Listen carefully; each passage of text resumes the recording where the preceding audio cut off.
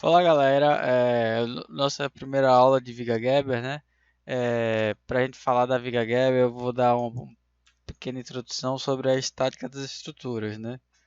Nós podemos classificar qualquer estrutura em três tipos. Elas podem ser isostática, hiperestática ou hiporestática. Tanto a iso e a hiper, elas são estáveis, certo? São estruturas estáveis.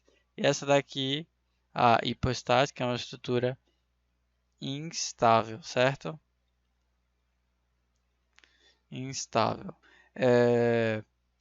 Qual a diferença entre uma estrutura isostática e uma estrutura hiperestática? Primeiro de tudo, o que classifica elas?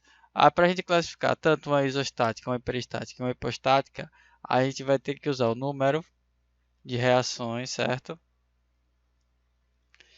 E o número de incógnitas, e aí vai. E o número de incógnitas, certo? É, O que seria esse número de reações? O número de reações, ela vai ser derivada pelo tipo de apoio que a estrutura vai estar utilizando. Vamos para um exemplo. A gente tem essa viga aqui, certo? Apoio aqui do primeiro gênero, né? Esse apoio aqui. E este apoio aqui do segundo gênero. Nós temos o que? Apoio do primeiro gênero, nós temos uma reação vertical, nesse caso, né? E apoio do segundo gênero, uma vertical e outra horizontal, certo? Ou seja, quantas reações a gente tem aqui? Nós temos três reações, certo? Uma, duas, três. E o número de incógnitas? O que é esse número de incógnitas? É São derivadas das equações de equilíbrio. Quais são essas equações de equilíbrio? Somatório da força em x, somatório da força em y e somatório do momento estático. Igual a zero, né? Igual a zero, igual a zero, certo? Beleza? É... Isso que vai diferenciar uma da outra. Aí Mas como assim vai diferenciar uma da outra? Por quê? Estrutura isoestáticas, como o seu nome já diz, né? Elas são estruturas que o número de incógnitas, certo? É igual ao número de reações, certo? No caso, aquela estrutura que eu desenhei, uma viga biapoiada, né? Desse tipo aqui, ela é uma viga isostática, certo?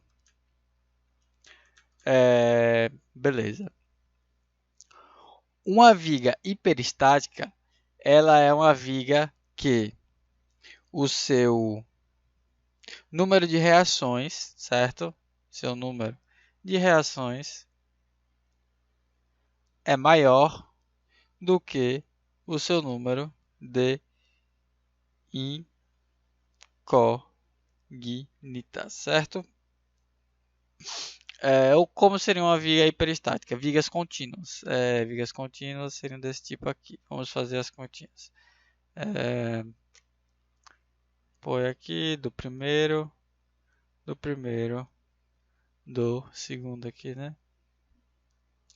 Substituindo as reações, vamos ter uma aqui, outra aqui, né? Beleza. Nós temos os nossos números de reações, né?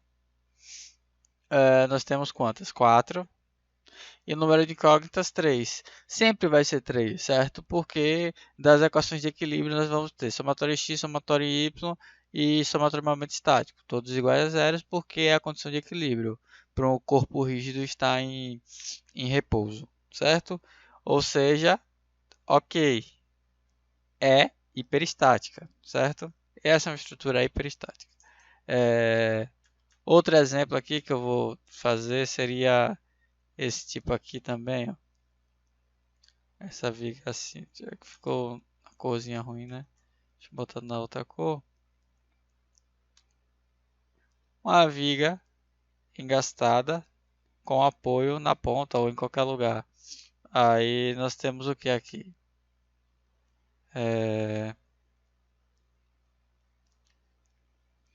Uma, duas, três, quatro. Quatro reações, né? Com três, né? Ok também, né? Deu maior. É hiperestática. Existe o conceito de hiperestaticidade interna, né? Só que isso daí é para cadeira de hiperestática, certo? Para a gente o que importa agora é só entender a diferença. Já uma estrutura hipostática seria uma estrutura desse tipo aqui. É assim. Ela é uma estrutura instável, ela não tem estabilidade. Se eu colocar essa estrutura na realidade, ela nunca vai conseguir ficar de pé, certo? Por quê? Porque aqui, ó, a viga ela vai tender a cair, né? Aqui não tem o engaste que vai, esse ponto aqui vai tender a girar. Aí não vai ter engaste para segurar esse giro. Então, ela é uma estrutura instável, certo? Basicamente é isso.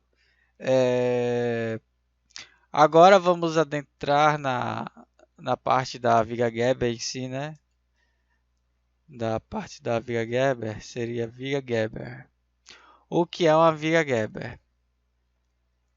Uma viga Gerber nós podemos definir assim: é, é um detalhe, né, que vai transformar uma estrutura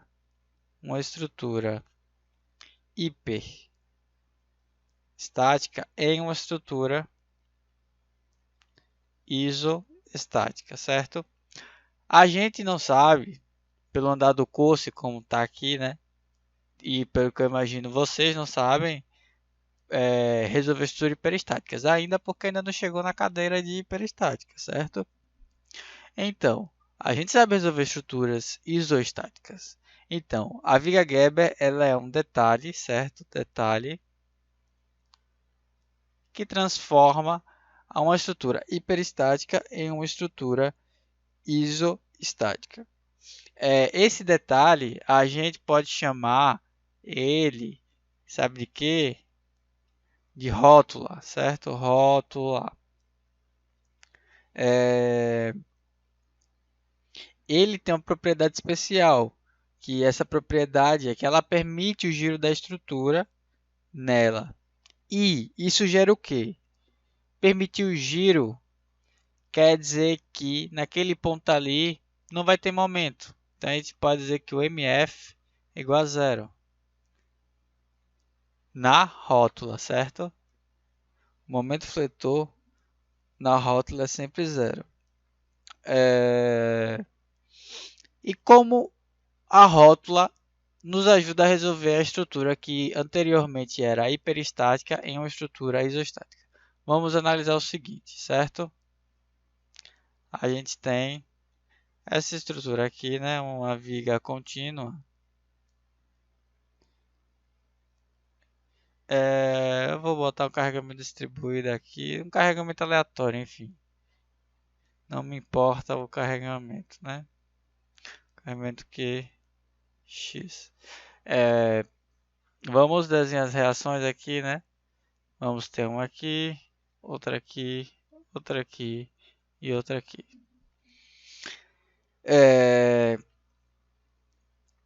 Eu vou dar um spoiler aqui, enfim. É melhor carregamento contínuo que fica com o exemplo do texto, né? Do texto base que eu dou no site. Nós temos um carregamento distribuído aqui, certo? De 32. Vejam na apostila aí que tem na página 4, certo? Aí o diagrama a gente não sabe calcular o diagrama dessa viga aí, mas eu vou dar um spoiler do momento fletor, né? Vai ser assim. Ela vai ter essa característica aqui.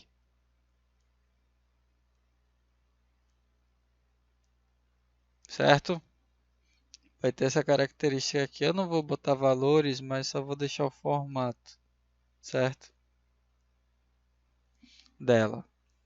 Na apostila tem mais detalhado aqui, para não perder tanto tempo, certo? Nós temos essa estrutura aqui. É uma estrutura hiperestática. Seu diagrama do momento fletor é esse aqui, em vermelho. Temos o momento fletor positivo aqui, negativo e positivo aqui também, né? Só para dar uma explicada melhor, porque aqui a gente vai ter momento negativo, porque a gente pode considerar que a gente pode separar essa viga aqui em duas. Tipo, essa é uma biapoiada e essa daqui engastada. Aí a gente, tipo, engastada e livre. Só que aqui é uma questão isostática. Isso daí a gente vai voltar lá para viga em balanço, esse estilo aqui, né? Que vocês já estudaram, eu não sei, mas que eu já apresentei em alguns vídeos. O diagrama, se a gente fosse pensar numa questão contínua, né? Seria começava e depois vinha assim também, certo? Quer dizer, vinha assim. Mas isso aí é para viga com balanço, certo? Aí é só uma explicação rápida, sem muita coisa.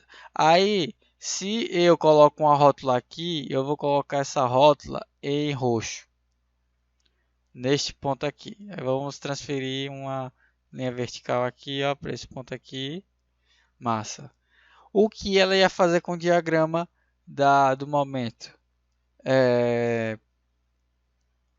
Eu vou deixar alguns valores aqui, né, para ficar melhor. Nesse caso aqui, ó, é 800, certo? 800. Esse aqui. E só esse aqui, o do nó B, certo? Aí eu vou desenhar agora em, em azul, porque azul vai ficar com contraste, né? Em amarelo, o diagrama com a rótula, certo? Ele vem, no caso aqui não é 800 não, é 400, certo? No caso aqui, o outro, ele vem para cá. Aí vem, passa aqui, depois suaviza e vai para o zero. Observem, é esse diagrama aqui. Ah, por que você deixou em cima do outro? Para vocês verem a diferença assim mais claramente. Aqui é 800. Observe o que? Dá uma diferença no gráfico, sim, e dá uma diferença na distribuição dos esforços, certo? No ponto B, nesse podemos aqui que é o ponto B, né? A gente antes tinha numa viga hiperestática, a gente tinha um momento fletor de 400 kN. A gente, caso fosse estrutura de concreto, a gente ia ter que dimensionar uma flexão de 400. Já para uma viga Gerber, a gente tem um momento fletor de 800 kN, certo? Quilonewton-metro, perdão.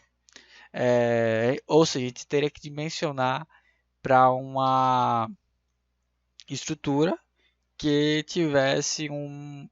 suportasse um momento, né, um MK de 800 kN, certo? Na estrutura de concreto, a gente ia ter que ter uma armadura a flexão para suportar tal esforço. Beleza? Agora vamos para o segundo exemplo. A mesma viga apoiada, esse exemplo está na página 5, certo? Nós temos uma viga apoiada, biapoiada, da mesma forma.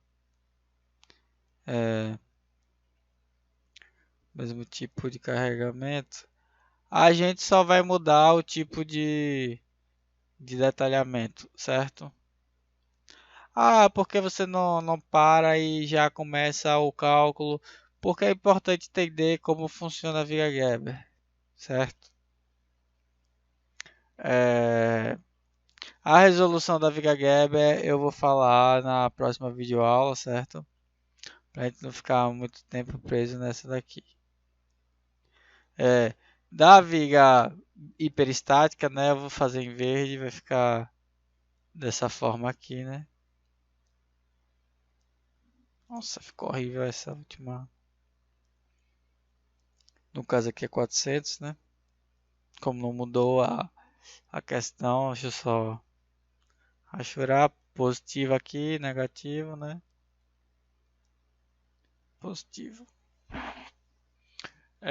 Agora, onde a gente vai colocar nossa rótula? A gente vai colocar aqui, ó, nossa rótula.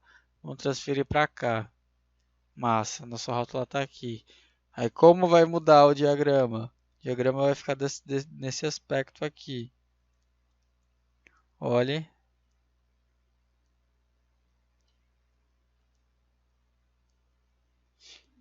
Ficou horrível, mas são duas parábolas, certo? Assim. Observe que aqui nesse caso aqui, no verde, o momento máximo aqui nesse ponto aqui seria 2, 2, 5, certo? Para os dois casos, como é uma viga simétrica.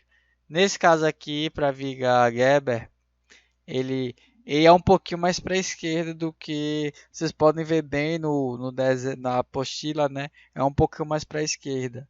E na viga Geber é 400, certo? Existe uma diferença, ou seja, qual é o melhor? Não existe o melhor, existe tipo solução que você precisa. Você só vai distribuir os esforços da melhor maneira possível, certo? É só uma forma de